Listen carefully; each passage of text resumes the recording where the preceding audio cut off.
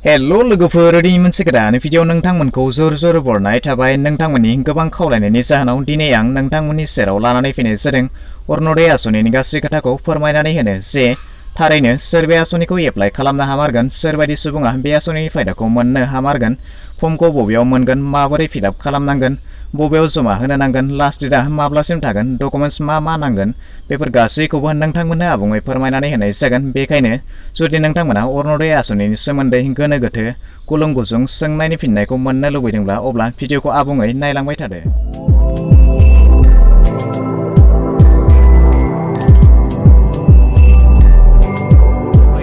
नुनो मोनदों बे जाबाय अरुण'दय आस'निनि अरिजिनेल फर्म जेब्ला नोंथांमोना अरुण'दय आस'निखौ एप्लाइ खालामगोन अब्ला डुप्लिकेट फर्म थामहिनबा जेरक्स कपिजों एप्लाइ खालामोब्ला नोंथांमोननि बे जिथु एप्लाइ खालामनाय बियो रिजेक्ट जानोबो हागौ। स' बेखायनो नोंथांमोना जेब्ला बेखौ अरुण'दय आस'निखौ एप्लाइ खालामगोन अब्ला नोंथांमोना बेबायदि कालारिं फर्मजोंसो नोंथांमोना बेखौ एप्लाइ खालामनांगोन। बेवहाय आरो मोनसे खोथाखौ नोंथांमोना नोजोर होनो नांगोन जे बेवहाय अरुण'दय आस'निनि जिथु एप्लाइ खालामनो गोनां फर्म बियो गांथाम रोखोमनि थायो। स' बेवहाय नोंथांमोना नुनो मोनदों बे जाबाय पेज 1 बेनिफ्राय बे जाबाय पेज 2 आरो बेनिफ्राय बे जाबाय पेज 3। स' बिदिनो गांथाम बेवहाय फर्म दङ नोंथांमोना बे गांथामबो फर्मखौ गासैखौबो आबुङै फिलआप खालामनो नांगोन। स' बिनिनो दानिया नोंथांमोना जेब्ला बेखौ प्रिन्ट खालामो अब्ला प्रिन्ट खालामनाय समाव नोंथांमोना बेबायदिहाय कालार महराव थामहिनबा रंगिल महरावसो नोंथांमोना बेखौ प्रिन्ट खालामनानै लानो नांगोन।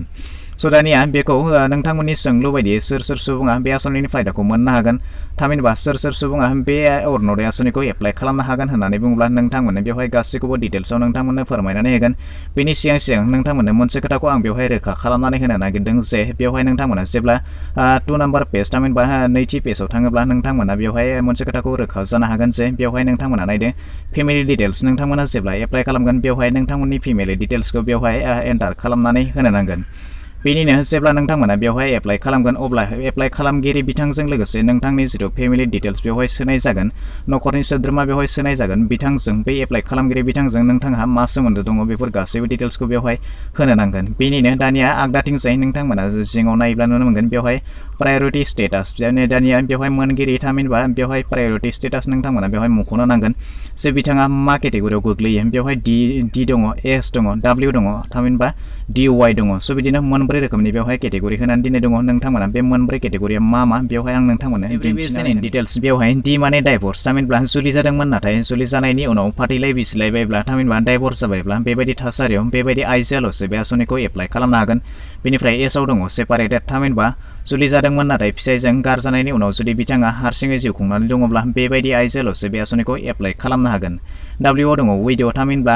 फिसाय थैखांनायनि उनाव थामहिनबा बिथाङा जुदि रान्दि जाबायब्ला बेबायदि आइजोआल'सो बे आस'निखौ एप्लाइ खालामनो हागोन। बेनिफ्राय DY दिब्यांग थामहिनबा बेवहाय जायफोर बिथांमोनाखि नोरजिया थामहिनबा बिकलांग बेबायदि सुबुङाल'सो बे आस'निखौ बेवहाय एप्लाइ खालामनायनि खाबुखौ दानिया फैदो बे फर्मखौ माबोरै फिलआप खालामनाय जायो। बेवहाय नोंथांमोननि सुबिदानि थाखाय मोननै रावजों बेवहाय बे फर्मखौ बानायनाय जादों। नोंथांमोना जुदि एसामिस रोंगौब्ला नोंथांमोना एसामिसजों फिलआप खालामनो हागोन जुदि इंराजि रोंगौब्ला नोंथांमोना इंराजिजोंबो बेवहाय फिलआप खालामनानै होनो हागोन। स' दानिया नोंथांमोननो बेवहाय फोरमायनानै होगोन जे माबोरै बे फर्मखौ फिलआप खालामनाय जायो।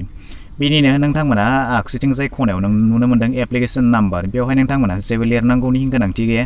बेनिनो गाहायाव नोंथांमोना नुनो मोनदों डिस्ट्रिक्ट नोंथांमोना गावबागाव जिल्लाखौ बेवहाय मुंख'नानै होब्लानो जाबाय। बेनिफ्राय बेवहाय नुनो मोनदों गेजेराव उर्बान आरो रुरेल नोंथांमोना नोगोराव थायो ना गामियाव थायो बेखौ नोंथांमोना बेवहाय सेलेक्ट खालामनानै होब्लानो जाबाय।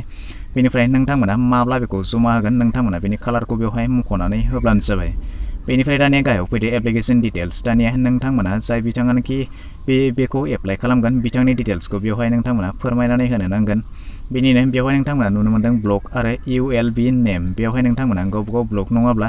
ULB नामखौ बेवहाय मुंख'नानै होब्लानो जाबाय। बेनिफ्राय ग्राम पन्सायत नङाब्ला टाउन नेम बेवहाय नोंथांमोना जुदि गामियाव थायोब्ला नोंथांमोना ग्राम पन्सायतनि नामखौ बेवहाय मुंख'नानै हो नङाब्ला टाउननि नामखौ नोंथांमोना बेवहाय मुंख'नानै होब्लानो जाबाय। बेनिफ्राय भिलेज नेम नङाब्ला वार्ड नाम्बार जुदि नोंथाङा नोगोराव थायोब्ला वार्ड नाम्बारखौ हो आरो जुदि गामियाव थायोब्ला नोंथांमोना गामिनि नामखौ बेवहाय लिरनानै होब्लानो जाबाय। बेनिफ्राय लकेलिटि इन टाउन नोंथाङा बबे टाउननि आन्दाराव थायो नोंथांमोना बेवहाय नोंथांनि टाउनखौ बेवहाय लिरनानै होब्लानो जाबाय। एप्लिकेसन फार्स्ट नेम दानिया जाय बिथाङानोखि एप्लाइ खालामगोन बिथांनि मुंखौ बेवहाय नोंथांमोना लिरनानै हो। बेनिफ्राय मिडल नेम दङब्ला नोंथांमोना गेजेरनि नाम दङब्ला बेवहाय लिरनानै हो। बेनिफ्राय लास्ट नेम जिथु नोंथांनि जोबथि नाम थामहिनबा टाइटेल दङ बेखौ बेवहाय लिरनानै होब्लानो जाबाय। बेनिफ्राय बिथां एप्लाइ खालामगिरि बिथाङा मेल फिमेल नोंथाङा हौवा ना हिन्जाव बेखौ बेवहाय मुंख'नानै हो। बेनिफ्राय एज बेवहाय नोंथाङा बेवहाय 2020 होनानै दोननाय दङ बे जिहेतु फर्मआ अर्थात बे स्किमा जिहेतु 2020 आव फैदोंमोन आरो बे फर्मखौ 2020 आव बानायनाय जादोंमोन बिनिनो नोंथांमोना दा जिहेतु 2021 आव हाबबाय बेवहाय बेबायदि नोंथांमोना लिराब्लाबो जेबो नङा नोंथांमोना बेवहाय खालि नोंथांनि बैसो नङाब्ला नोंथांनि जन्म सानखौल' बेवहाय लिरनानै होब्लानो जाबाय जन्म सान जन्म खालार बेनिफ्राय हाउस नाम्बार नोंथांनि जितु न' नाम्बार दङ नोंथांमोना बे न' नाम्बारखौ बेवहाय लिरनानै होब्लानो जाबाय बेनिफ्राय लकेलिटि नोंथाङा दासान्दि बबे जायगायाव थायो नोंथांमोना बेखौ लकेलिटियाव लिरनानै होब्लानो जाबाय बेनिफ्राय नोंथाङा बबे पुलिस स्टेशननि आन्डाराव गोलैयो बेखौ मख'नानै हो बेनिफ्राय पारा आरो स्टेट नोंथाङा बबे राजालामानि आन्डाराव थायो नोंथांमोना बेखौ बेवहाय लिरनानै होब्लानो जाबाय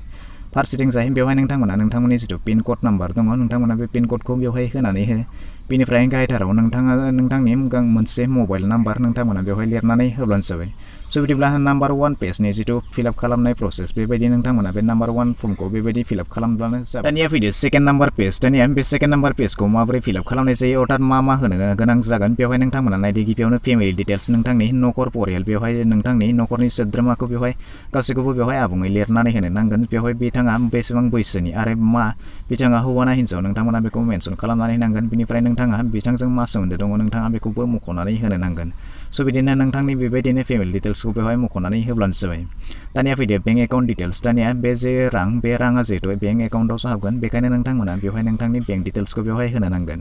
गिबियावनो आइएफएससि क'ड बे आइएफएससि क'डखौ नोंथांमोना नोंथांनि पासबुकआव लिरनाय थायो नोंथांमोना बेखौ नायनानै बेवहाय लिरनानै होब्लानो जाबाय बेनिफ्राय बेंक नेम बबे बेंकनि एकाउन्टआ बेखौ लिरनानै हो बेनिफ्राय बबे ब्रान्चआव दिहुनदोंमोन नोंथांमोना बे नोंथांनि ब्रान्चखौ बेवहाय लिरनानै होब्लानो जाबाय बेनिफ्राय दानिया फैदो बेंक एकाउन्ट नाम्बार नोंथांनि जितु बेंक एकाउन्ट बे एकाउन्टआ नाम्बारखौ नोंथांमोना बेवहाय मेनसन खालामनानै हो बेनिफ्राय नोंथांनि जितु एनुवेल फेमिलि इनकाम नोंथांनि बोसोरै न'खरनि आय बेसेबां गोलैयो नोंथांमोना बेवहाय लिरनानै होब्लानो जाबाय बेनिफ्राय दानिया बेवहाय डकुमेन्ट्स हिसाबै नोंथांमोना मा होनांगोन होननानै बुङोब्ला नोंथांमोना गांसे इनकाम सार्टिफिकेट नोंथांनि न'खरनि बोसोरै इनकाम सार्टिफिकेट नोंथांमोना गांसे होफानांगोन बेनिफ्राय रेशन कार्ड जिहेतु नोंथांमोना बेखौ होफानांगोन बेनिफ्राय भटार कार्ड नोंथांमोना बेवहाय होफानांगोन बेनिफ्राय नोंथांनि बेंक पासबुकखौ नोंथांमोना बेवहाय जेरक्स खालामनानै होनांगोन बेजों लोगोसे नोंथांमोना गांथाम पासपोर्ट साइज फट'ग्राफ नोंथांमोना बे फर्मजों लोगोसे सिथाबनानै होफानो नांगोन स' बेबायदिनो नोंथांमोना दानिया बे डकुमेन्ट्सखौ बेवहाय बेबायदि होफाब्लानो जाबाय स' दानिया बेनो जाबाय सेकेन्ड नाम्बार फर्मनि गासै डिटेल्स फिलआप खालामनांगौ प्रसेस दानिया फैदो थार्ड नाम्बार पेजआव बेवहाय डिक्लारेसन होनाय दङ नोंथांमोना बेवहाय नुनो मोन्दों जे नाम्बार 1 आव फोरमायनाय जादों जे गोजौआव मख'नाय गासैबो इनफरमेसना बेवहाय रोखायै आं फोरमायनानै होदों होननानै बेवहाय बुंनाय जादों आरो जुदि बेनि फोरमायनायनि सायाव माबाफोर गोरोन्थि मोननाय जायोब्ला आंखौ माबाफोर एक्सन लानोबो हागोन होननानै बेवहाय नोंथांमोना बेखौ टिक खालामनानै होनो नांगोन आरो 2 नाम्बाराव फोरमायनाय जादों जे गोजौ मख'नाय गासैबो डकुमेन्ट्सफोरखौ आं बेवहाय आंनि गोसो बायदि होनाय जादों होननानै नोंथांमोना बेखौ फोरमायनाय जादों बिदिनो नोंथांमोना नाम्बार 1 आरो नाम्बार 2 बे जितु बक्स नुनो मोन्दों नोंथांमोना बेवहाय टिक लागायनानै होब्लानो जाबाय बेनिफ्राय दानिया गाहायथिंजाय फैदों नोंथांमोना आगदा साइडआव नोंथांनि जितु सिगनेचार नोंथांमोना बे सिगनेचारखौ बेवहाय लिरनानै होब्लानो जाबाय दानिया फैदों बेवहाय नोंथांमोना नुनो मोन्दों फर अफिस इउज नोंथांमोना बेखौ जेबो खालामनांगौ गोनांथि गैया बेनिफ्राय दानिया गाहायथाराव फैदों एक्न'लेजमेन्ट रिसिप्ट नोंथांमोना बेवहायबो जेबो खालामनांगौ गोनांथि गैया बेनिनो आगदाथिंजाय नोंथांमोना खनायाव नुनो मोन्दों सिगनेचार नोंथांमोना बेवहाय नोंथांनि साइनखौ बेवहाय लिरनानै होब्लानो जाबाय स' बिदिब्ला दानिया बेखिनियानोसै फर्म फिलआप दानिया बेफोर गासैखौबो फिलआप खालामखांनायनि उनाव दानिया नोंथांमोना डकुमेन्ट्सजों लोगोसे बेखौ बबेयाव जमा होनांगोन होननानै बुङोब्ला नोंथांमोना नोंथांमोननि ओनसोलाव थानाय जिहेतु ग्राम पन्सायत दङ नङाब्ला बिटिआरआव जिहेतु पिसिडिसि दङ नोंथांमोना बेयाव थांनानैबो बेखौ जमा होनो हागोन नङाब्ला नोंथांमोननि ओनसोलाव थानाय जितु डेभेलपमेन्ट ब्लक नोंथांमोना बेयाव थांनानैबो गावबा गाव बेखौ हारसिङैबो जमा होनो हागोन जुदि बे आस'निखौ एप्लाइ खालामनो लुगैब्ला बे फर्मखौ बबेयाव मोनगोन होननानै बुङोब्ला नोंथांमोना नोंथांमोननि ओनसोलाव थानाय पिसिडिसि नङाब्ला ग्राम पन्सायतनि सिङाव अरुण'दय आस'निखौ मावफुंनो थाखाय सासे ग्राम सहायक होनानै दोननाय दङ नोंथांमोना बिथांनियाव थांनानैबो बे फर्मखौ गोरलैनो मोननो हागोन नङाब्ला नोंथांमोना नोंथांमोननि ओनसोलाव थानाय डेभेलपमेन्ट ब्लक नोंथांमोना डेभेलपमेन्ट ब्लकआव थांनानैबो बे फर्मखौ गोरलैनो मोननो हागोन लोगोसे बेवहाय भिडिअनि डिसक्रिप्सनाव आं बेनि लिंकखौबो होनानै दोनगोन नोंथांमोना बेनिफ्रायबो गोरलै डाउनलड खालामनानै लानो हागोन बेनिफ्राय नोंथांमोना जायखिजाया कम्पिउटार दखानाव थांनानै नोंथांमोना बे फर्मखौ कालारिं फर्माव नोंथांमोना प्रिन्ट खालामनानै लानो हागोन स' बिदिब्ला दिनैनि भिडिअ बेखिनियानोसै आसा खालामो नोंथाङा भिडिअखौ नायनानै गासैखौबो बुजिबाय जानांगौ जुदि माबाफोर डाउट थालांबायब्ला नोंथाङा कमेन्ट सेक्सनाव थांनानै फोरमायहरनो हागोन भिडिअखौ नायनानै मोजां मोनबायब्ला मोनसे लाइक खालामदो गाज्रि मोनबायब्ला डिसलाइक खालामदो आरो जुदि चेनेलाव गोदान नायगासिनो दंब्ला अन्नानै चेनेलखौ साबस्क्राइब खालामनानै लानोबो दाबावगारदो